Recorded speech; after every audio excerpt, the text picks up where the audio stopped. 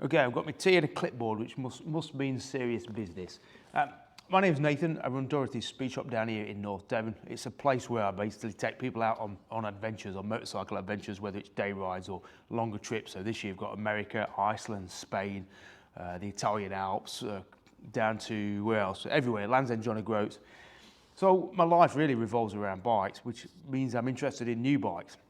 And I think one of the most interesting bikes for me this year was this Benelli TRK 702, which is a bit of a left field choice, I guess. It's not one that you would initially think of if you were looking for a mid-sized bike. But for the last few years, I've been running a Moto Morini X-Cape 650. I kind of got that on a whim. Basically, the Morini dealer was the only person who'd taken my Guzzi V85 as Part X, so I swapped a V85 TT Guzzi for a Moto Morini X-Cape, and actually really enjoyed that bike. It's not got a lot of power, and it is quite heavy, about 240 kilos on the scales with the luggage frames and 60 brake horsepower, so not great figures. But as a bike to ride and to use on adventures and tours, I really gelled with it. I liked its handling, and I just liked its value proposition. At £7,500, I just thought it offered a fair amount of bike for the money. And then in comes the Benelli TRK 702, which has made me very interested in it for the fact that it's the same parallel twin engine derived from the Kawasaki ER6 with 70 brake horsepower instead of 60 brake horsepower, and with 70 Newton meters of torque instead of, I think, 57 on the Morini. It's also cheaper. This standard model with the 17-inch cast rims is actually £6,500 plus 200 on the road, so it's actually almost £1,000 less than the Morini as well. It's also about £2,500 less than any of the other competition in this power and CC range. So you think Yamaha Tracer 700, that's £9,000 with 71 horsepower. V-Strom 650, again £9,000 for about 71 horsepower. You've got the BMW F750 GS, that's about the same powers. You've got the Triumph Tiger Sport 660, which has got a little bit more power, but again £9,000. So all in all, you're looking at a £2,500 saving on this bike over and above, or less than the competition that's out there, which immediately gets me interested in it because, you know, motorcycling is an expensive pastime for most people. So if somebody comes out with something that provides just as good a performance and just as good an experience of motorcycling, but at a big cost saving, then I'm immediately hooked by that. I think what also goes in the Benelli's favour is that for the next 6 months, it's now January, mid-January 2024, they're offering free three-piece luggage. So you get the side panniers, the frames and the top box thrown in for the bike at £6,700. It's probably about £1,200 worth of luggage in that, and from what I can see and feel, it seems like a Givi copy, and in fact it might even be built in the same factory as Givi. They might be the pannier builders for Givi. You never know what's going on, because I think that's the thing. This is a Chinese bike built in China. Benelli are owned by Qinjiang, which are a big Chinese manufacturer that bought Benelli out in 2005, and then in 2015 Geely bought out Qinjiang, and Geely, if anybody follows the car world, are the people who build Volvo or own Volvo. So in different levels of ownership, this is built by the same people who own Volvo, so it does give it a certain credibility. Benelli have been doing very well in Europe. I think in its home country of Italy, the 502 in particular has been a big selling bike for the last 4 years since it came out, and I believe the 702 is doing very similar to it. In fairness, one of the reasons they've been able to do this bike so cheap is for the fact that, I think for all intents and purposes, they took the chassis of the 502 and simply put in this large capacity engine. How they managed it to fit and how it works, actually, it obviously seems like it must have been an easy switchover. I'm not sure, but the chassis, the wheels, the brakes, the suspension, from what I can tell, it's the same bike as a 502, just with this bigger engine.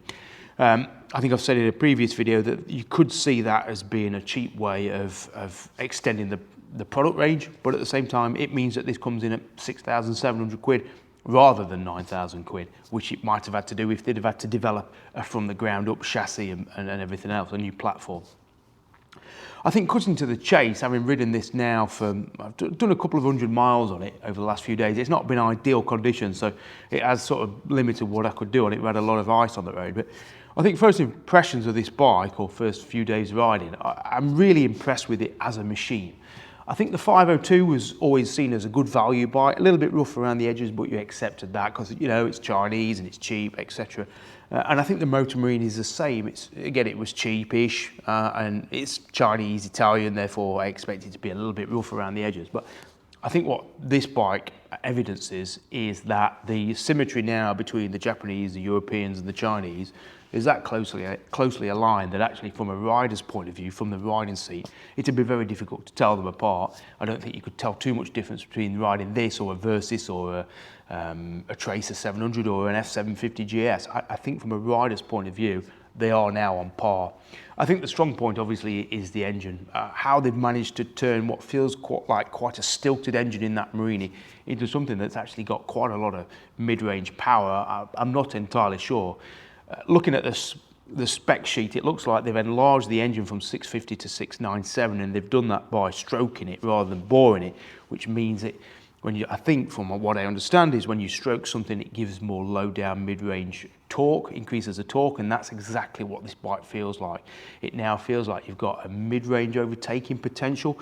I did the first ride video and I was narrating as I rode, and there was an overtake where I thought I'd gone down to fourth, but actually it was just a roll on sixth gear overtake, and I think that's something you couldn't have done with the Moto Morini just because it didn't have that mid-range guts. But this now feels to me as brisk a motorcycle as you would want to ride on UK roads. It doesn't mind being wound out to the upper limits of the rev range, about 9,000 it revs at.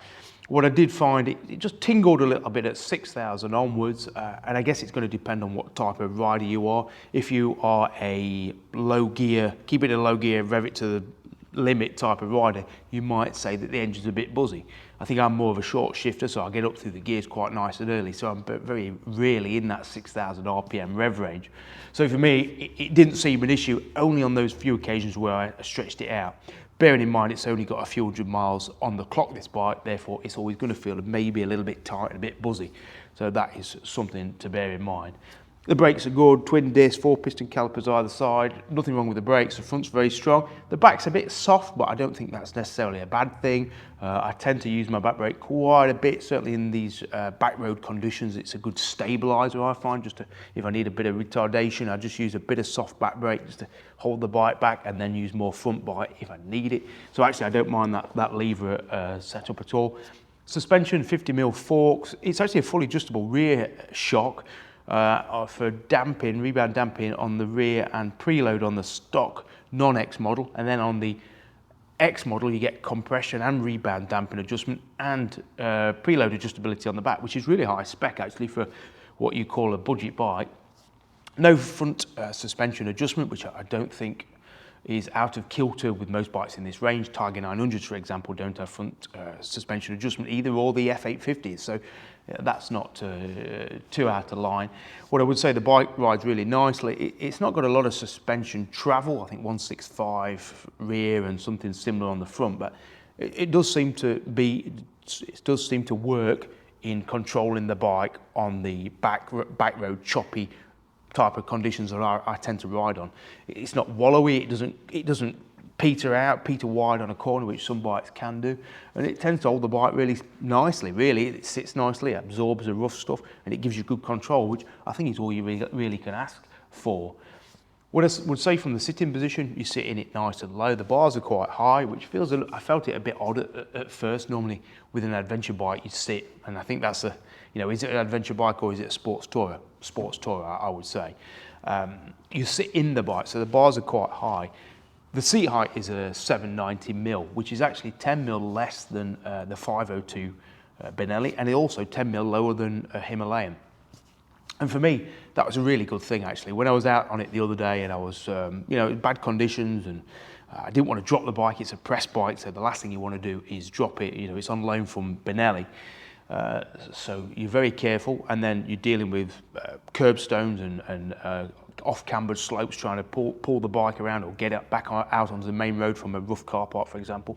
And being able to get 2 feet down really comfortably, I actually thought what a great thing is, and why have we gone so tall in our saddles, which a lot of bikes are these days. Interestingly, if you're thinking about the X model, that does put it up to an 835mm seat height. So you are going to lose some of that manageability with the X model. Now, typically I would go for the spoked X model. It's got a 19-inch front wheel, which I prefer a 19 to a 17. I think it rides better on rougher roads, which I tend to spend a lot of time on. I don't mean off-road, I just mean the typically broken tarmac that we get in the UK. The downside with the X model is it's spoked and it's tubed. Which means if you get a puncture on the X model, you're going to have to get the wheel out. And to be honest, getting a wheel out and the tyre off on a bike like this, unless you really know what you're doing and you have the right tools, is never going to happen. On the X model, you get a centre stand. Standard, which is a nice touch. On this stock model, you don't get a centre stand, but because it's got cast aluminium rims, there's no inner tube in there. So if I do get a puncture on this bike, I can just put a plug in it and be back on the road in no time. So for me, if I was making a choice between the stock model and the X, you know, actually I'd probably go for the cheaper bike because it's £400 less, this non-X model, and the fact it hasn't got tubes in it, and it's got that really low manageable seat height. So actually on this occasion, I would probably go for this non-X model. If this had a 19-inch front wheel, I'd probably prefer it even more. You know, a cast aluminium rim on a 19, that would probably be my ultimate compromise. In fairness, the Morini has got tubeless spoked wheels and a 19-inch on the front. So actually the Morini's probably got my preferred setup, but I much prefer the engine in this. I think that extra 10 brake horsepower makes a heck of a lot of difference to the rideability and the enjoyment of the bike. That Morini, you're always working it. The power comes in, but it comes in late and you've got to work it. Whereas this, I just thought the roll-on power was so smooth, progressive and strong for a 700cc bike that I was actually really impressed with the engine. You know, to say it's a 25-year-old engine, a derivative of the ER5, the ER6, and then what we've got now, I thought the engine is a really nice motor. It sounds pretty good. And it's smooth on the throttle. Everything's actually really nice. The controls feel really tight and sweet. The clutch is light, the brakes light and feelsome.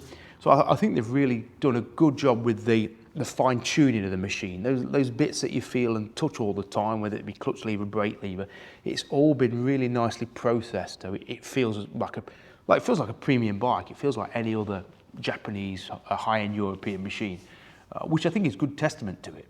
As is the fit and finish of everything. I've got to say that everything is above and beyond what we expected or what we saw with the 502. So you can see that Benelli are really progressing as a company to build us something that actually you would be hard pushed to tell whether this was a £6.5 bike or a £9.5 bike. I think the only thing that's different in people's minds is the badge, which we'll sort of get to in a minute. I guess the negative side of this bike, or really any bikes in this class, is that to say they've got a small engine relatively. I mean, for me, I think this is a big engine, so I don't want to say it's a small engine. But they do weigh a fair bit. Now, this on my scales with the luggage fitted weighs 257 kilos, which is a fair heft of weight.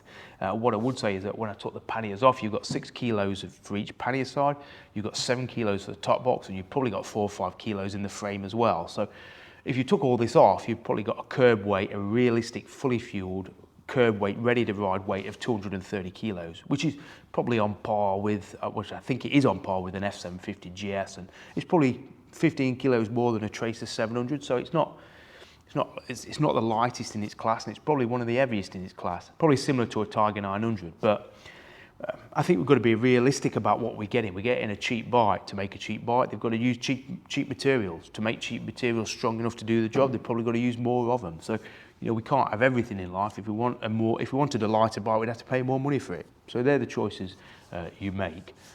One of the things that's been circulating in my mind, and also I put a post up on Facebook about the bike, and I mentioned it, the service intervals. The service intervals are 600 miles first service, and then 3,600, well, 4,200. So it's a 4,200 for the second, and then another 3,600 to the next, etc. So they're pretty low schedules in fairness, in comparison to most bikes in this range, in this class, which go from 6,000 or 7,500. The Japanese, like the V-Strom, seem to have taken it up to 7.5.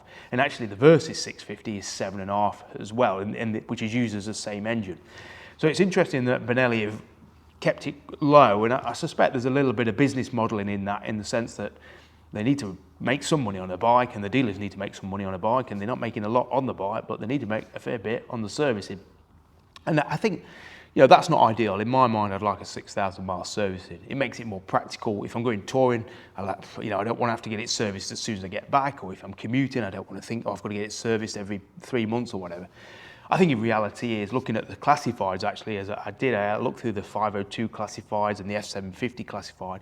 Most bikes aren't doing 3,000 miles a year. So I think for most people, it's not going to be an issue, because don't forget, whatever the service interval is mileage wise, most manufacturers require an annual service anyway in order to keep the warranty. So Triumph have got a 10,000 mile service interval, but you still have to have it serviced annually if you've not hit that marker. So, you know, it's not an ideal figure, 3,600 mile intervals. I wish it was more. You've got to look at that and say, well, does it cause me any inconvenience or any extra cost? I did have a quote for the servicing, and it worked out about 150 for the 3,000 mile service, which is oil and filters, and then the dealer did quote spark plugs on the second big 3,600 mile service, which was about 300, but the book actually only says it needs oil and filter every 3,600. So, you know, if you factor in maybe £400 every 6,000 miles, which does put it above a little bit the other bikes in the class, but then, you know, you've got to investigate this for any bike you're buying, because a lot of people seem to get stung by costs they didn't know were coming. I've got friends who've got Tiger 900s, and they got hit with four figure bills for 12,000 mile servicing. You know, that's what you need to explore before you buy any bike. So for this, the cost of servicing isn't that bad. It's just the frequency in which you're going to have to get it serviced in order to retain the warranty. Personally, I'd probably get the first one done and then just self-service it every 6,000 miles. You know, if it's good enough for Kawasaki's ER6, it's good enough for a bike that uses the same engine. But look, hey, everyone's an adult to make their own decisions on that. In terms of fuel range, it's a 20-litre tank. I was getting 58 miles per gallon on a kind of spirited ride. You'd get a bit less than that if you were riding it even more aggressively, and you'd probably get up towards 68 if you were taking it steady. On the motorway, I thought the bike actually sat really nicely. It would rev at 5,000 RPM at 70 miles an hour, which is really low revving, and I thought that would make it very relaxed at a road legal cruising pace. It also gives pretty good fuel economy as well, so I think they've geared it absolutely perfectly. It doesn't feel long-legged down low. It feels like there's always power through the gears, but then, as I say, in the high gear range, it's running really relaxed, which means it's not going to be too stressed. The screen, it's only a tiny screen. I was really surprised. The wind buffeting isn't bad at all. There's no actual turbulence. It's just a little bit of, you get the wind, but I didn't get it on my ears like you do on some bikes. That's actually why I sold the Moto Guzzi V85 TT. The screen on that was horrendous. The Morini screen is really good. You could ride open visored at 80 miles an hour on that bike. And I've got a feeling you sort of can on this, but it's probably 2/10 not as good as a Morini, but definitely better than the Guzzi. So yeah, on the motorway, absolutely fine. It feels like a big bike. It feels very stable. And what I would say about the weight is that once it's on the move, it actually feels really balanced. I don't think it feels a heavy bike once you're on the move with it, i.e. just above walking pace. It seems to settle really nicely and hold itself up very nicely. Some bikes want to fall over, tip over, depending on where the centre of gravity is. I think with this, the centre of gravity is obviously quite low, because it will sit pretty upright, you know, and which is good for low speed manoeuvrability. So what have we got? We've got a well-performing bike that's well made. The engine's got some character to it. The suspension works, the brakes work. The price is amazing, £6,700 on the road. The downsides of that servicing, it's not a light bike, so if you've got sort of ailments, or you are looking to downsize from a GS 1200, for example, is this going to be light enough for you? Maybe not, and that's something for you to try out yourself. But for anybody wanting to come up from say a 47 brake horsepower 500X or a 502 Benelli, I think this is a perfect bike. And to be honest, it just shows that for everyday riding in the UK, I don't know why anybody needs more power than this. They might want more power than this, but sorry about that, the phone battery died, but yeah, I think you've just got to be careful about not buying something too big, too fast for your needs. I think just being realistic about what you're going to do with the bike and the limitations that might come with buying a bike that's too big for you. You know, I've seen it on, whether it's be on my tours or riding with groups out in France or other riders out in France, that there's a lot of people who go out and buy the biggest bike, the fastest bike, the heaviest bike, and then you see them struggle with it. whether it's actually when riding, you can see them in hairpins and things and they're really wrestling with the bike, or at campsites or in town squares and things where they're manoeuvring the bikes. And they've obviously gone and bought the bike that they think they need, and they've fitted it with the panniers that they think they need and the luggage that they think they need, and then all they've done is bought themselves an Achilles heel that limits their ability to enjoy motorcycling for the simple pleasure it is. It becomes, a thought process. Where am I going to park? How am I going to turn the bike around? How am I going to get the bike around this corner? And I think just stepping back and saying, actually, what do I need from a bike? How much power do I need? There's an amount of power I want, but how much do I actually need?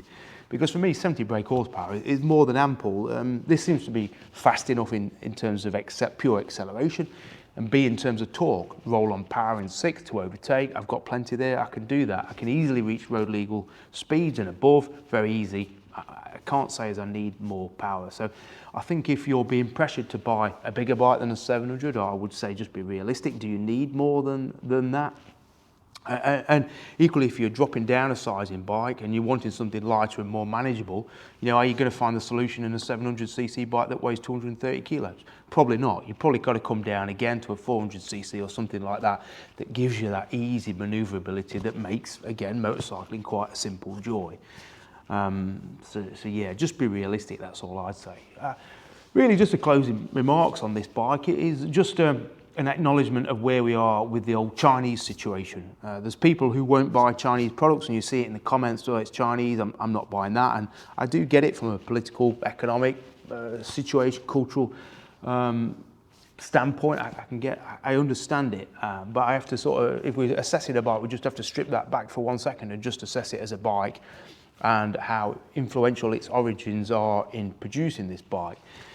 Because I think we've reached a point now where there is absolute parity between the the Chinese product and the Japanese or the European product. And I think that's inevitable for the fact that the Japanese and the Europeans have gone to China to work in partnership to build the bikes.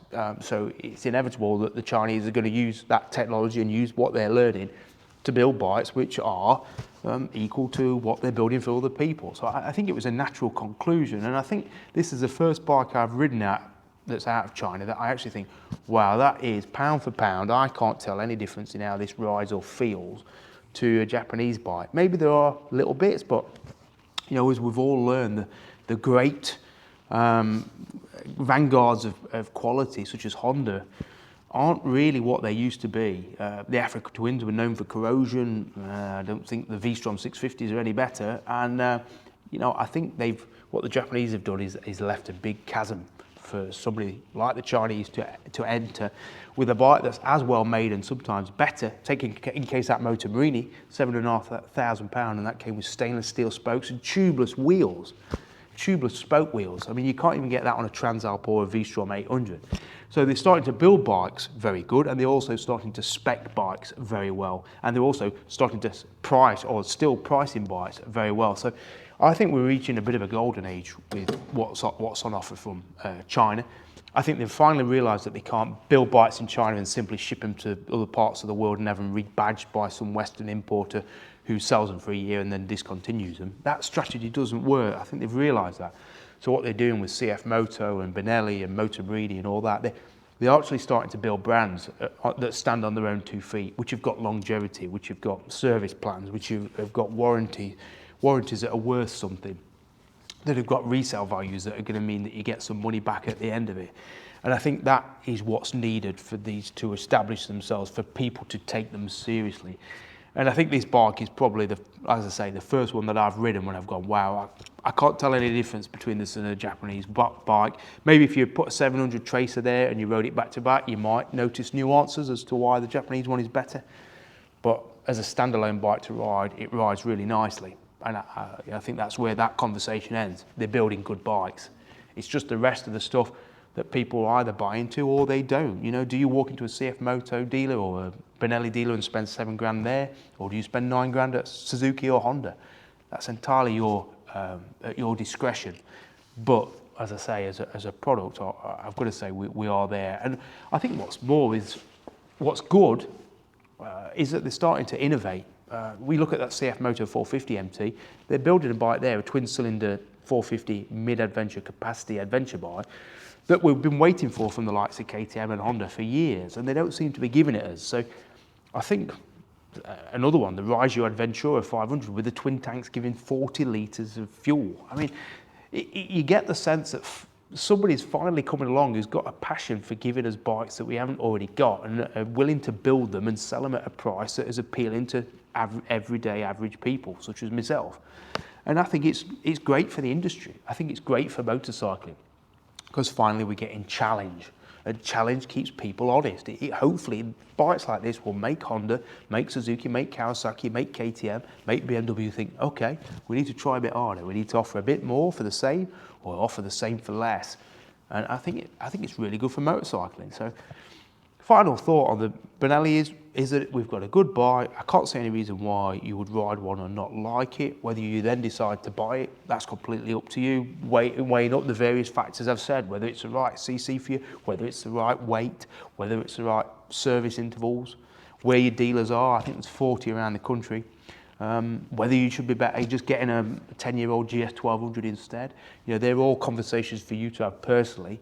But for me, riding a bike and saying whether I like it or not, or saying it whether it's good or not, I can't see any reason I wouldn't recommend this bike to anyone because it's a good bike. I like the machine, and if I measure the machine, it's a very good, strong machine. The rest is up to you. So that's where we're at. Cheers.